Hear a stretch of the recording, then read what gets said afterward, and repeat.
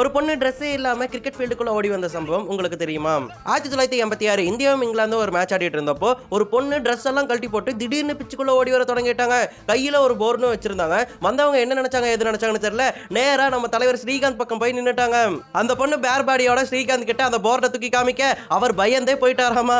பயந்து போய் அந்த பக்கம் திரும்பி நின்னாரு. அந்த போட்டோ இப்போ வரைக்கும் கிரிக்கெட் ஹிஸ்டரியிலேயே ஒரு ஐகானிக் போட்டோவா இருக்கு.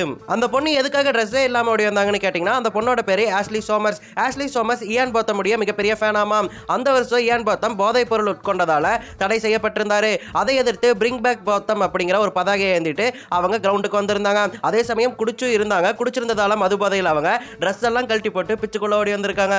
இந்த சம்பவத்திலேயே ஸ்ரீகாந்தை விட மாசானவர் சுனில் கவாஸ்கர் தாங்க. சுனில் கவாஸ்கர் அந்த பொண்ணை பார்த்த உடனே ஏமா நீ ஹீல்ஸ் போட்டிருக்க, பிச்சுக்குள்ள வந்து பிச்சை நாசம் பண்ணிடாத, வெளியே இருந்து உன் ஷோவை காமிச்சுக்கிட்டு போ அப்படின்னு சொல்லியிருக்காரு. பயந்து போன எல்லா பிளேயர்ஸையுமே அவர் தான் சமாதானப்படுத்தியா இருந்திருக்காரு.